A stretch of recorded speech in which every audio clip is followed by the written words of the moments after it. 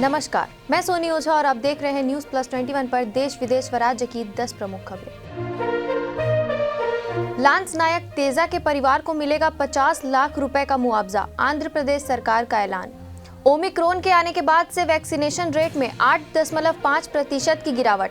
केंद्र पर रणदीप सुरजेवाला का हमला, कहा मेरा देश जवाब मांगता है। सुप्रीम कोर्ट पहुंचा एमपी पंचायत इलेक्शन मामला, आज होगी मामले की सुनवाई। आज पहुंचेगा पैरा कमांडो जितेंद्र वर्मा का पार्थिव शरीर, गृहग्राम धमंदा में होगा अंतिम संस्कार।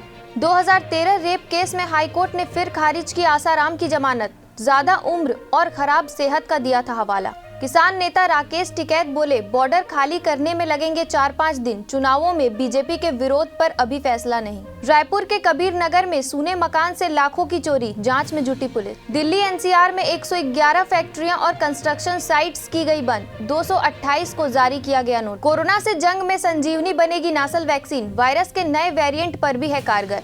मानवीय संकट का सामना कर रहे अफगानिस्तान को मिलेगी राहत, फ्रीज हुआ पैसा होगा रिलीज। ऐसे ही देश विदेश व राज्य से अपडेट रहने के लिए हमारे चैनल को लाइक और सब्सक्राइब करना ना भूलें। नोटिफिकेशन के लिए बेल आइकन जरूर दबाएं। देखते रहिए न्यूज प्लस 21, आपके हक की बात।